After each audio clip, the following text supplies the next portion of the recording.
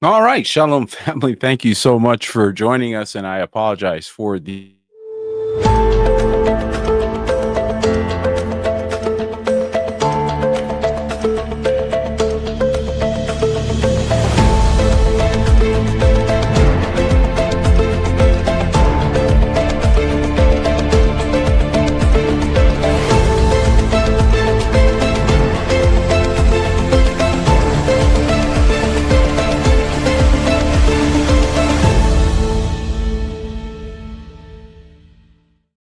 Shalom family. Thank you so much for joining us. My apologies for the last attempt. Apparently, we had a microphone failure, so please somebody give me a 5 by 5 out there.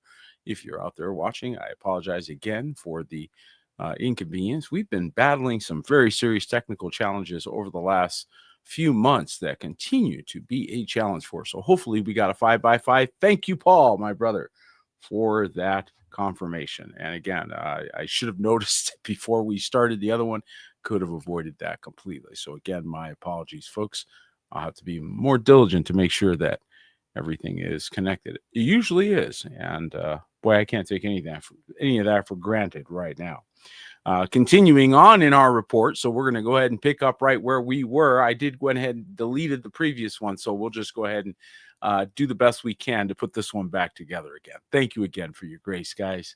I really appreciate it. Again, for those of you that are joining us for the first time, maybe here for the first time on our channel, we do these weekly. That's why we call it the weekly news update. We used to be the news junkies like many of you who are getting hourly updates and Are You Serious every 5 minutes. But that just produces too much anxiety and does not allow you to finish your course very well. The other end of the spectrum is to not be attached whatsoever, not be even aware of what's happening in the world. That's also the other extreme. So we found the weekly news update to be the right pace for us, and maybe that works for you as well. We certainly invite you to join us and participate. We do have this great website again for those that are joining us for the first time. And this website is for this purpose of keeping us informed without being overwhelmed. So we can scan headlines, cache the latest update right here up on the top, do a search if we have to for any kind of resources that or things that are happening in the earth. And we do have resources available for these times when there are disasters. And frankly, folks, it seems like those disasters are not going anywhere. So we need to be wise as serpents, harmless as doves. And on that note, let's this time try it correct, actually get it done. Let's get into the news. And tonight's top story, Donald Trump is, of course, threatening the Middle East again. Excuse me. A lot of these ads. I tell you, I don't know how these websites even survive with all these ads they run. It is quite disturbing. But anyhow, Trump issues a chilling for our obliteration threat to Iran as the deadline looms. So this is coming up for tomorrow night. And he's once again unleashed on Iran as tensions in the Middle East skyrocket further. And so there's a lot of intensity. So of course, losses on both sides. So it's not an easy conflict, and it's costing a lot. And so, Trump is, I want to hurry up and make a deal. And of course, as soon as your enemies anticipate that, they're gonna dawdle and take their time. And so, I mean, you already had them at a negotiating table, and then you went to war. So, for you to demand that they come running back to the negotiating table, it seems a disingenuous effort. And so, again, we're watching this unfold. Is this theatrics? Looks like it to me. What it looks like to me is there were some things they wanted destroyed in the Middle East, and they're destroying them so that they can rebuild them. That's what it looks like. It looks like they all went it made a deal back there, because this makes no sense otherwise. And when we left off before, we were talking about the Iran strike that forced the shutdown of a UAE's largest gas facility. And this is a huge, huge story because Iran's latest missile strike forced Abu Dhabi to halt operations at the Hasban gas facility after debris from the intercepted projectile sparked a fire. The attack followed similar strikes in Kuwaiti oil and desalination plants, intensifying fears over Gulf energy stability. And of course, this will impact the global economic situation. It's going to impact you. So, guys, I'm just letting you know this is like a wave on its way to you, right? So it's a wave. It's flowing to you. It's going to take a minute to flow to you. So you have a little bit of time to prepare, but not much. because this is going to impact prices, is going to impact availability. So not just the price of something, but whether it's even available. And of course, people anticipating that will begin to move. So this is all going to start snowballing very, very quickly. And there has to be a number of red hat wearing people right now throughout the earth, especially in the United States of America, who voted for Donald Trump, who have got to be wondering if they were completely deceived. Because again, what we just witnessed was so egregious that there's no way I can go without making commentary. And for whatever your position and whatever your beliefs and whatever your religious persuasion, I think even the agnostic can agree that someone who's purporting to be representative of Christianity or of any good religion, if you will, if you want to put it like that, picking its high holy day to do this, it kind of told the world everything the world needed to know right then. So if you guys, anybody who thought this man was, a legitimate believer, I think you're starting to figure out that he uses this stuff for his own purposes, right? So now that we're all awake and we're all aware, this was right on True Search. Well, I'm not going to go through it, but essentially it was pretty nasty. And he issues a threat to Iran, promising to blow up everything and take over their oil, as he sets new deadlines over a foul-mouthed, and that's what it was, a foul-mouthed Easter Sunday rant and daring rescue of airmen. So we're going to go into that a little bit here, but this was really bad. This made us as Americans look bad, because now there's growing calls for his removal. There are those that are seriously questioning his sanity now. I think that is going to pick up steam. So America is now going to go into a different kind of turmoil, because now its leader's sanity is being questioned, and I think rightfully so. And so he made this very, very stark threat that we now need to be aware of, because again, like I said, it's going to affect. So this is the reason why we're bringing this up, guys, because it's going to affect us going forward. So this year is going to be a tougher year economically. That's the bad news. The good news is there's help on the way. Yahuwah sees this, right? But nevertheless, this is a walk of faith. So you got to walk this out by faith. I mean, the road to destruction is wide. Many there be that go thereat, but the road to life is narrow, and few there be that find it and go therein, right? We're all about creating special moments for you. Oh, create a special moment somewhere else. Okay. So Iran is vowing devastating and widespread retaliation if Trump follows through with fresh strikes. So they are making their own promises, or on Monday vowed much more devastating and widespread retaliation if President Trump follows through with his threat to ramp up strikes on civilian targets. If attacks on civilian targets are repeated, the next stages of our offensive and retaliation operations will be much more devastating and widespread, Iran's Central Military Command said in a message aired early Monday by state media. Now, who are the direct recipients of their international power? Well, that would be the Gulf states. Actually, Oman, I think, has been the state of the Gulf in there, one of the Gulf states that has actually taken the most damage. But Israel's just been absolutely pummeled. And so I would imagine that Israel will be taking quite a pummeling, and more destruction in Israel would be going on should this continue. So it does make sense. Once again, where are we going? What have I always told you guys for years now? Those of you that are sat with us and have participated with us in these weekly news updates know that we have said we cannot think of a good reason for a bomb. It only gets you back to a table, which is where you began to begin with. So once again, now you're arguing to get back to a table, which is where you started and could have continued. Even arguing and yelling was better than bombing. Can we all agree that yelling and screaming would have been better? Would have been better for you to throw tantrums and have fights in a boardroom, okay, and yell and scream at each other? That's fine, but come to an agreement. Now you're doing it with missiles and civilians, as you are saying with your own words, civilians, people that had nothing to do with your conflict, are now the innocent bystanders that are suffering. And now you have the United States president saying we can't afford basic civil services because we've got to pay for war, a war nobody wants. So this is craziness, and this continues to sort of take over the world. And this is one of the things that happens with World War, folks, is World War takes over. It has a life of its own, and nobody knows how to turn it off. Nobody knows when it's over. When do we say it's over? And so now the same forces that started World War II, remember those guys? Remember them? Well, they're preparing for war. So Germany is preparing for an all-out war by rehearsing mass evacuations over Lithuania. Germany is rehearsing mass evacuations in preparation for what experts warn could be a Russian invasion by 2029.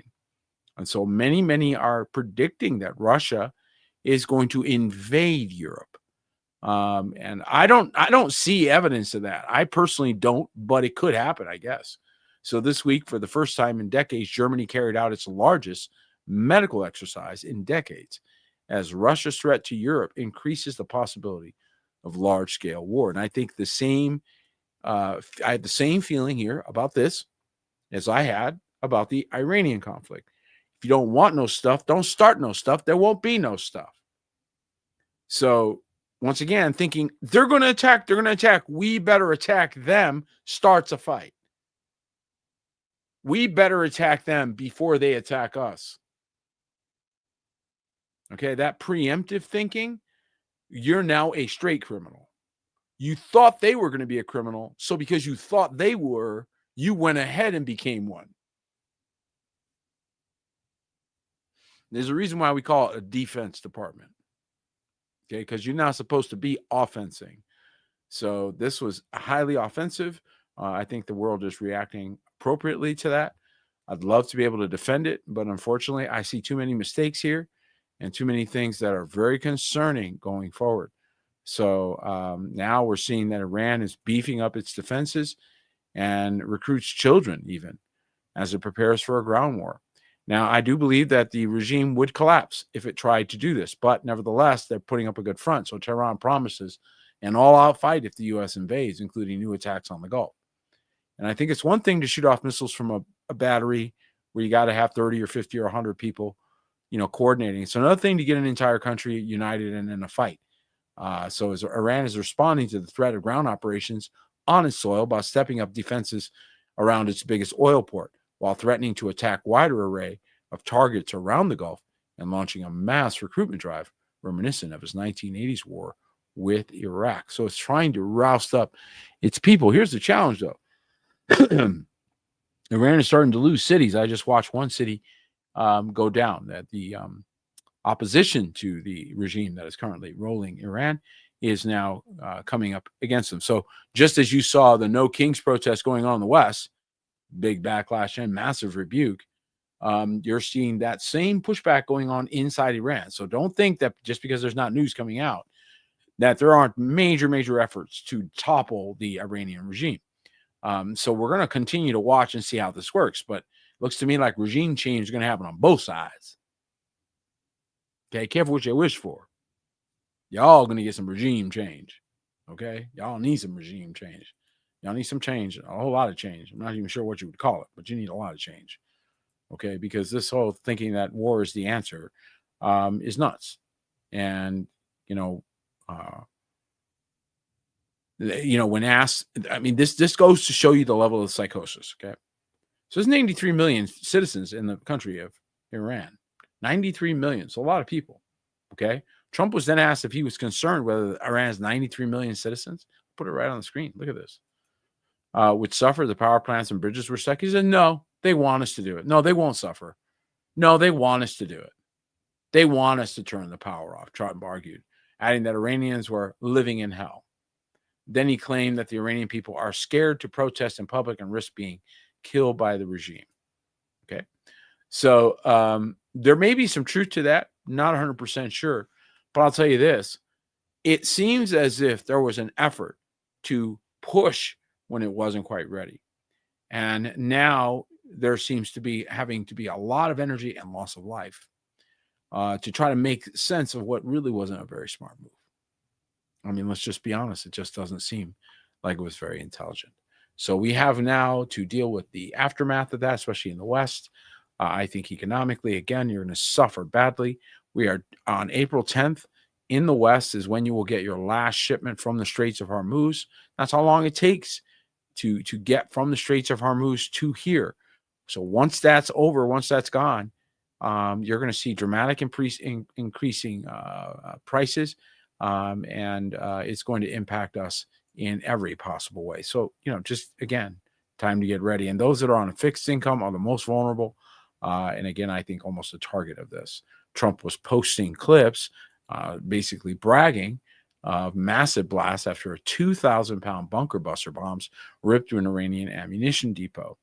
And so President Trump shared a jaw-dropping footage Monday. That's a massive explosion here. You guys can take a look at that if you'd like. And, of course, you can see it on our website. And a massive, massive explosion in Iran as a weapons depot goes up in smoke. A high volume of 2,000-pound bunker buster bombs was used in the strike posted by Trump on Truth Social. And the footage that carried the president's eye is one of the several videos of fiery blasts that have taken place in Isfahan, the country's third most populous city and location of the majority of Tehran's 60% uranium, as well as its sprawling missile city. And of course, Tehran continues to brag about its underground facilities and that it has facilities in the mountains. And I don't know why they don't just bury them right in those mountains. If you're going to keep fighting, you have to stop that. But again, I digress. These things are ridiculous. War is ridiculous. And all we're going to do is see civilian death. You do have the occasional military leader that dies, but for the vast majority, it's going to be civilian deaths. And again, now it's going to be civilian companies and non-military targets. So companies and non-military targets didn't expect to be on the list. But look at this. The IRGC claims to have attacked Dubai's Oracle Center, U.S. fighter jets at Jordan's Al Azraq base. So additional attacks on Thursday of this last week and blowing up the Oracle Center. And so attacked an Amazon Cloud Center as well in Bahrain. So those companies that are involved in support, technical support for the military, for the Iron Dome, for the systems in Israel that they took for granted would be operational all the way through the war. So think about war that people don't think about. They think, all right, we're ready for war. What if any of this blows up? Oh, then we won't be ready for war. Maybe you should start the war then, because that's what your enemies are going to do. He's going to blow up some of this stuff. Then it's not going to work. Then you probably shouldn't have gone to war. Everybody goes to war thinking that everything is going to work perfectly, and they find out really fast that it doesn't quite work out there. It's an ugly story. Okay, it's an ugly story.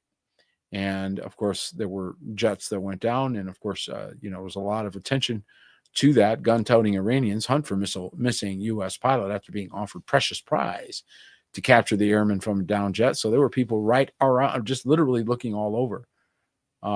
We're constantly looking, hoping to find the American jet pilot, and you can imagine what that would have resulted in. So, these types of things usually devolve very quickly into some type of hostage thing. And so again, I do understand that they were able to retrieve the pilot, but nevertheless, this remains a danger. So toughen up, folks, because we're going to be hearing more of this kind of stuff. And now Trump is talking about completely pulling his support for NATO. Nobody wipe that surprised look off your face, because I know many of you are going, what are we even supporting them for? I mean, that makes a lot of sense. NATO, the North Atlantic Trade Organization, has really not stepped up and helped America, and that's the entire point. But America wasn't attacked. See, that's the problem. So what he wanted to do was convert NATO into an aggressive attack force as opposed to a defense, and it was never meant for that. So that's the rub that we got going on here. And of course, he's talking about Trump is strongly considering pulling the U.S. out of NATO over the Iran situation. Alliance is what he calls a paper tiger. No, he just doesn't want to pay a bill. So, you know, he's a rich guy who doesn't like to pay bills. It's crazy. So I don't think that NATO is a paper tiger. I think that NATO is holding to its agreement. I think he tried to turn it into something else. Doesn't make it perfect, but I think that that's really the issue here. It's not designed for what he was trying to turn it into. And as a result, there was a bit of pushback and backfire.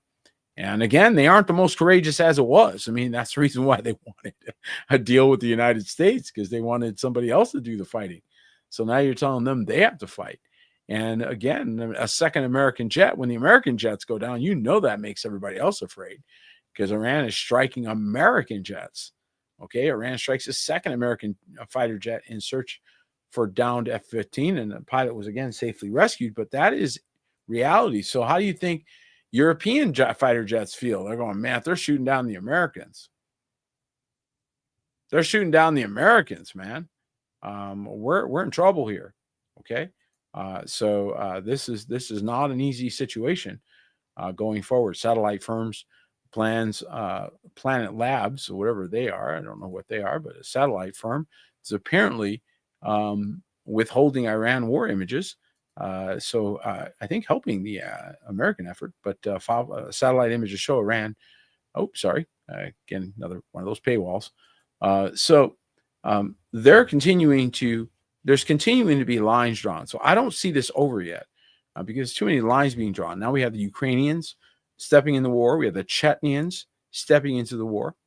Just now stepping into the war. So is this over? I don't think so.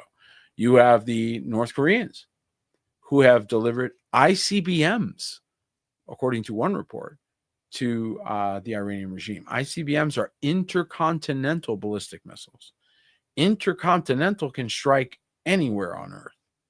So that is crazy, right? So that's what we are now staring at. And as I warned you all, because I've been paying attention to the rumble going on around it, and I'm sure many of you have as well, you know the economic impact is coming. It's already here, but it's going to get worse. So pre-war prices may never return. So everything has to now adjust upward. This is the same moment that we had with the Iranians in the 1970s, back when things were very cheap. And then all of a sudden, the early 80s, boom, we had to deal with it. Well, I think we're about to see the same thing. Pre-war prices may never return, despite Trump's contrary claims. So he's just here to sell you on it like it's a good idea. Trust the plan. But it's not working well. Donald Trump has repeatedly insisted that prices would fall rapidly once his administration's war against Iran ends. A prominent economist on Monday not only rejected that claim, but warned that the pre-war prices may never return in the United States. You not only have the weakening of the U.S. dollar, the petrodollar is weakening like crazy. It almost looks like, I mean, if they wanted to destroy the petrodollar, and that was the plan, destroy the petrodollar. They're doing it. They're doing it. Because now the latest is Iran's going to be forcing the method of payment. The Russians are going to be forcing methods of payment. The American hegemony of payment through U.S. dollars is over.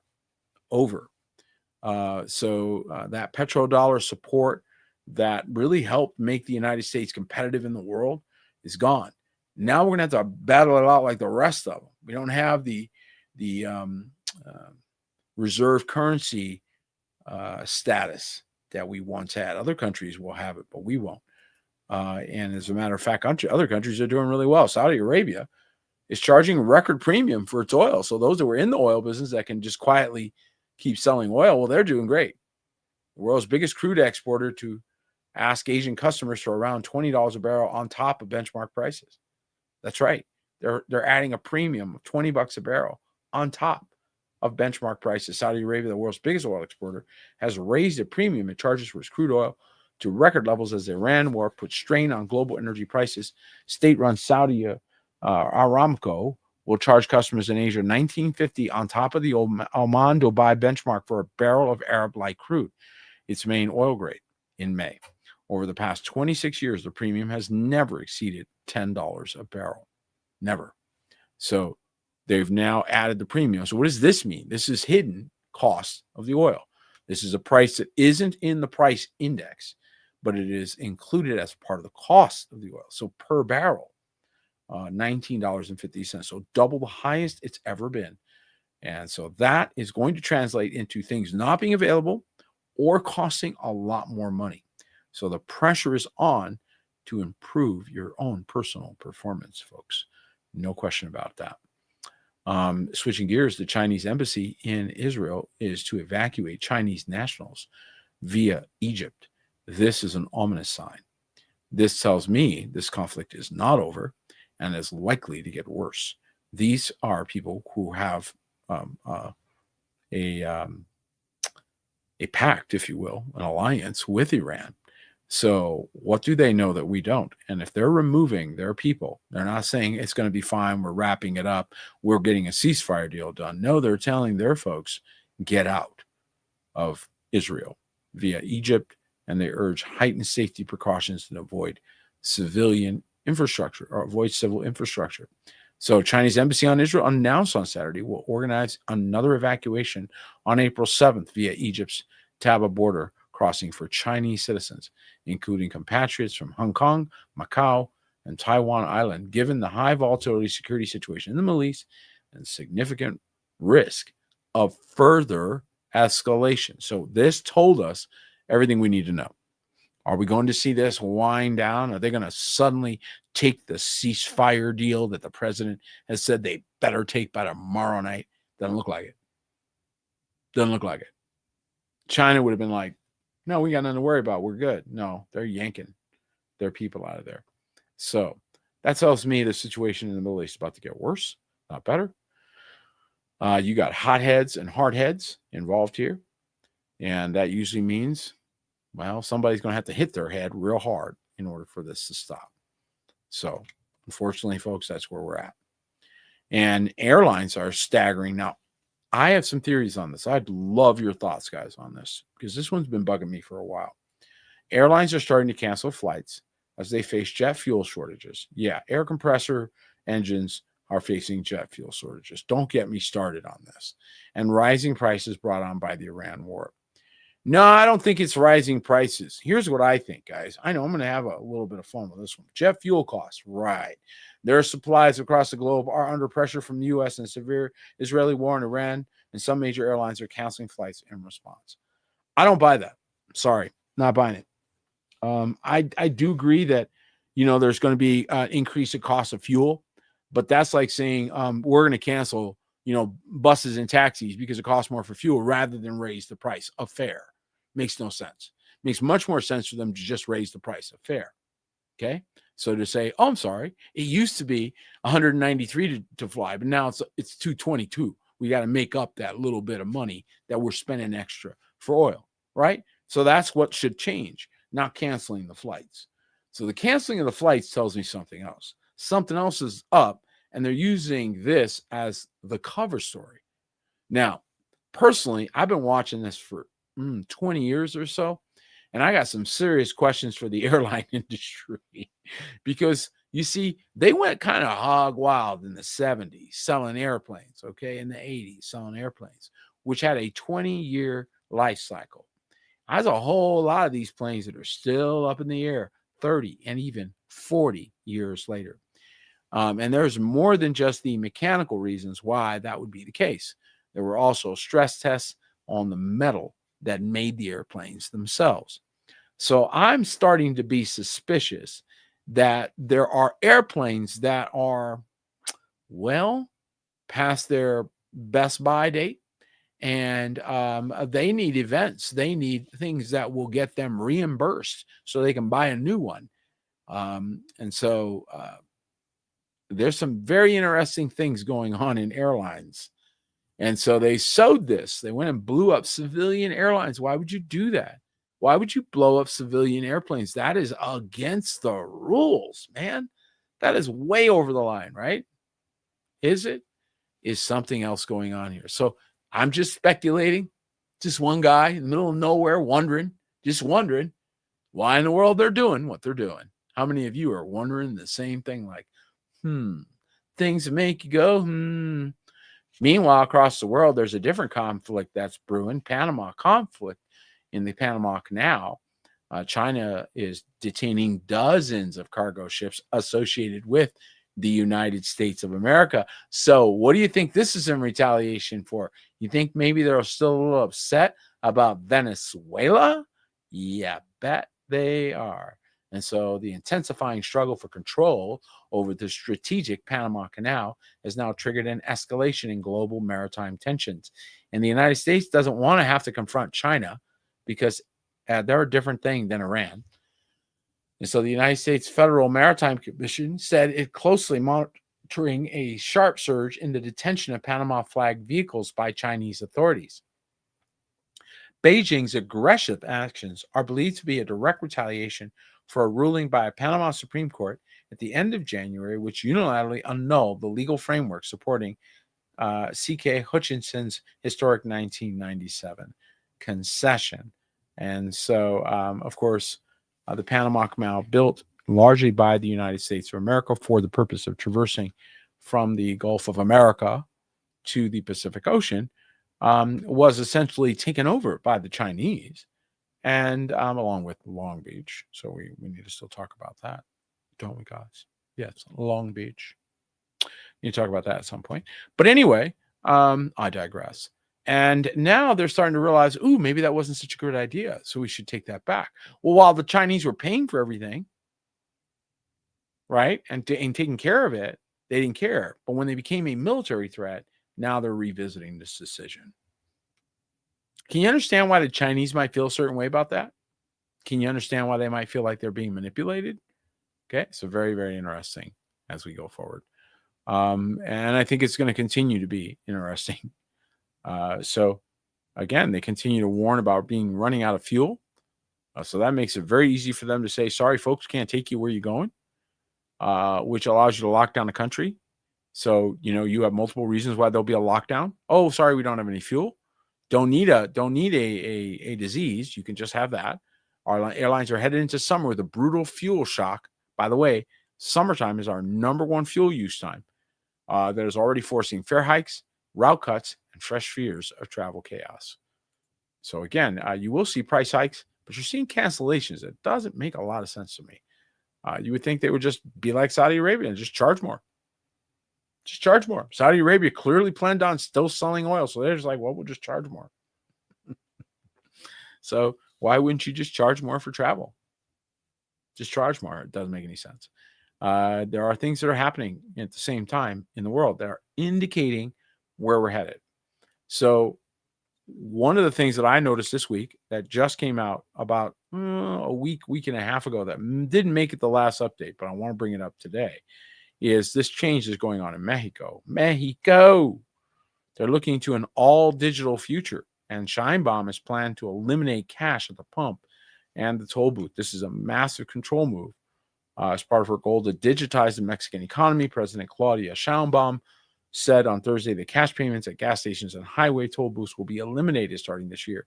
So they're a slow move away, and it's happening now under the cover of other things. And again, using the distraction of other headlines and other things going on in the earth to draw attention away from these types of decisions, things that we are continuing to pay attention to. Here's another thing that I'm paying attention to.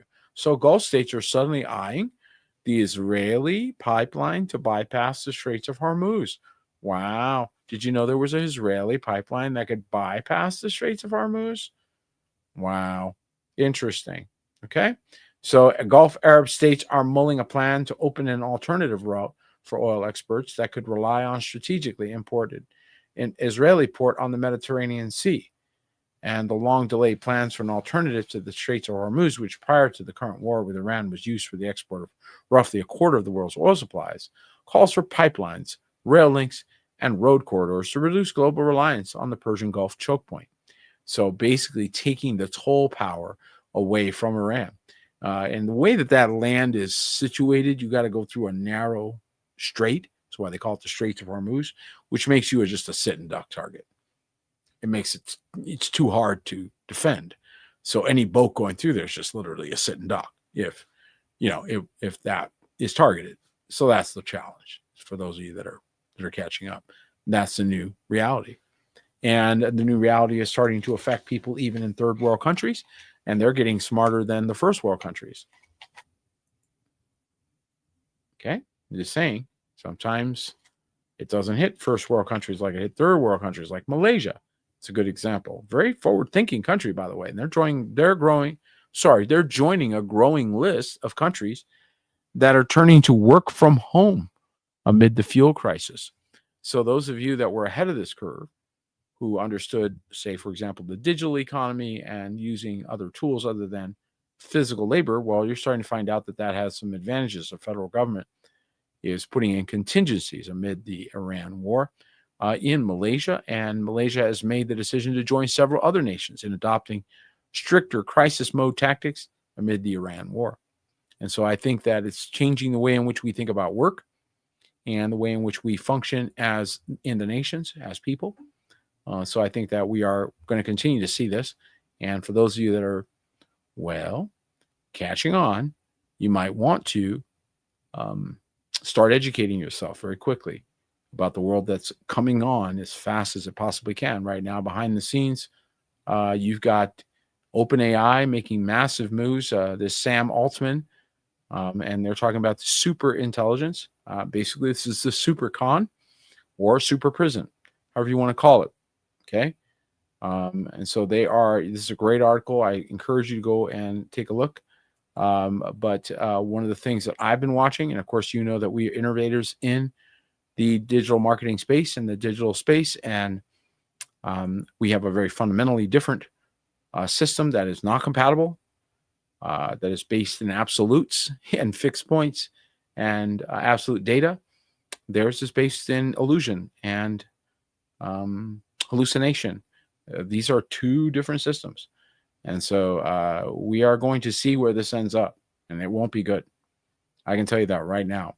So the world is buying in, doubling down, and jumping all on board with a system literally designed to hallucinate, literally designed to lie. So it is not going to end well. That will self-destruct at a certain point. And a short time ago, the astronauts witnessed a... Sometimes there's autoplay on some of these stories. And there was a 4.6 magnitude earthquake that did hit the San Francisco area. Just want to alert you to that. Those of you that are paying attention to Northern California, knowing that this is an area of prophetic significance.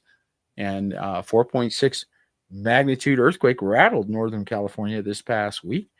This is something, again, not a very large one by comparison to other places, but significant because it's indicating changes happening geologically under that part of the world that I think, well, I'd be nervous sitting. I'd be nervous over there if I were there. Just saying, I'd be a little nervous. So California, they got some struggles coming. And specialist Jeremy Hansen. Oh my goodness, here we go again. My apologies, guys.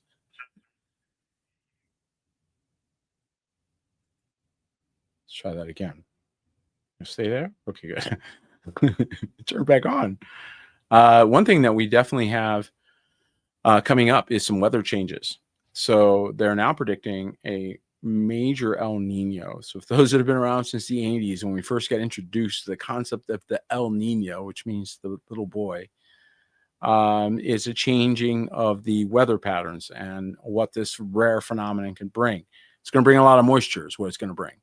The chances for a planet-wide warming super El Nino this year are rising, according to an updated model forecast issued this past Sunday.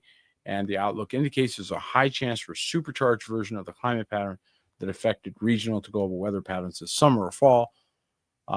So again, potential very large storms and things like that. Nothing new. We've been dealing with, and this is one of the reasons why we continue to provide disaster relief information and checklists, because, hey, the world has gone a little wild, especially even geologically or climatologically, right? So here we go. Talking about going wild. Did you guys hear about this?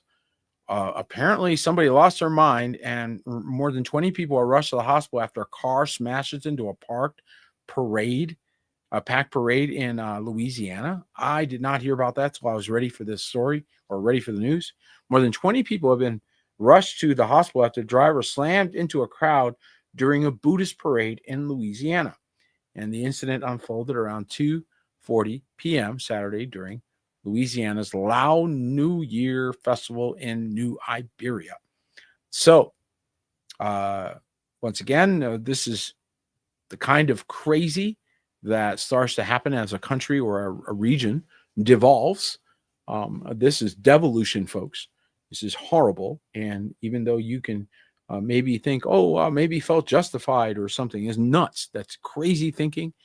How anyone could feel justified in doing something, regardless of the reason for the gathering, regardless of the reason for their parade, to think the answer is to take a vehicle and plow through.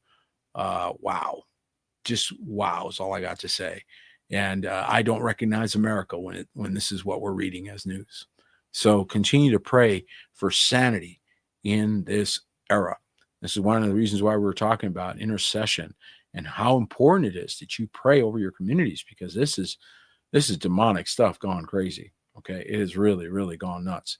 By the way, there is a pushback going on in the country, and I'm very happy to see this. There is an effort, a new religious law is coming into an effect, and it will make millions of Americans legally required to study the Bible. And while I think that's a bit of an exaggerated headline, it is certainly something that I do believe is making a comeback. And this, of course, was in Utah schools will now have to study Bible passages referenced in American historical documents in their social studies classes. So I think that is interesting that we're going to see that. And remember that we grew up with the Ten Commandments on the walls in the buildings themselves. We grew up different. We grew up with a different America than the America that we see today. And is it better? Is it a better America? You tell me if you see a better America than we saw when we were growing up. So this is becoming a very interesting and dangerous place to be, isn't it? As cars plow through crowds. And this continues. One of the things that I thought was also quite sinister. So an off-the-wall headline, but I thought, this is interesting. What do you guys think about this? Love your thoughts. Something dark is going on. Dun, dun, dun. 9 top-level scientists die or go missing in the past year. That is interesting. Because one thing that we saw with the Nazi regime, and again, not calling anybody Nazis, I'm just saying, they would eliminate certain groups of people. So in the span of 9 months, 9 top-level scientists in the United States have died or vanished without a trace. 7 of them were connected to the Air Force Research Laboratory, oh boy, or the institution it directly funds, oh no, and develops and transitions the most sensitive aerospace technologies in the United States defense arsenal, oh gee whiz. So, of course, now they're going to detail them for you. So you can go and look at each one and learn their story about the scientists that are now not here. Is this over? Not by a long shot, folks. We got more coming our way. And it looks like it's going to continue this way. So very, very fascinating time period. Got to continue in prayer. One thing that I did find very interesting, just kind of lighten this up a little bit, guys. They did find more evidence to support the Shroud of Turin. How many have heard of the Shroud of Turin? Well, this is, in theory, the burial cloth of Mashiach. And, there we go. And so the burial cloth of Mashiach, and scientific evidence sheds light on the ancient mystery. And that's interesting, a play on words, because that's really the topic. And so it's now being reported that there's more evidence that indicates something supernatural occurred with this. And so, of course, the article is very interesting. But the ultimate conclusion was that something unusual occurred with the garment and that it could not be reproduced by modern methods. So in 2026, just to process this, in 2026, we could not create that shroud that this many hundreds of years later would still have the image, and still we couldn't do it. So the fact that we couldn't do that should tell you something in and of itself. I thought it was a fascinating article. Certainly encourage you to go on over to Remnant Watch and read that. That would be encouraging to all of us as well. And our last story for today, I thought this was really interesting because from a social standpoint. So this is encouragement to all of you to losing weight and getting in shape and looking great. Don't go falling for the trick of the devil here, because unfortunately what it's causing, a lot of people are taking those Ozempic, those pills and stuff and those shots, right? And so they're losing weight. Guess what's happening, guys?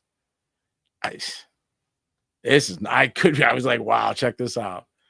So fat jabs to unleash divorce boom. Yeah, couples undergoing rapid weight loss twice as likely to end unhealthy relationships, study finds. Yep. So can't read the rest of the story because it's behind a paywall. But I thought it was really fascinating, guys, that rapid weight loss leads to breakups because people are thinking I can go get a more attractive partner, maybe. I don't know. So really sad social commentary, goes to show sort of the shallowness of our society in a very, very direct, stark way that unfortunately I think reflects on our prayer life. So again, we continue to admonish all the believers throughout the earth, wherever you are. Yes, there's news that is negative and detrimental. We're watching mass loss of life in the Middle East that is likely to get worse. This was actually prophesied to come. We had a direct prophecy in 2014, which warned us about mass loss of life in the Middle East. We thought we saw it all in Gaza. We clearly did not. And so we are not done yet. And I do believe that you're going to see more conflict throughout the rest of the world. So for those of you that are sensing that and are saying, we got to change this up, we've got to rearrange our thinking, I think the word that you're seeing, that being more remote, being able to move and travel, is wise. Being too connected in one spot makes you make decisions based on that locality that may not be in your best interest. Even Mashiach had to go to Egypt. Amen. So you can't say that he wasn't protected. You can't say he didn't have divine protection. He certainly did. But he had to be wise enough to know when it was time to not be some places. And so Joseph and Mary picked up the child, right, and took him to Egypt. And that's exactly what you're seeing right now with a lot of Israelis. They're making a trek to Egypt, of all places. How many think that's pretty prophetic? Well, that's our report for today. I pray this broadcast has been a berakat to you. And again, I apologize for the inconvenience this evening. May Yahuwah Baruch each and every one of you. Good night.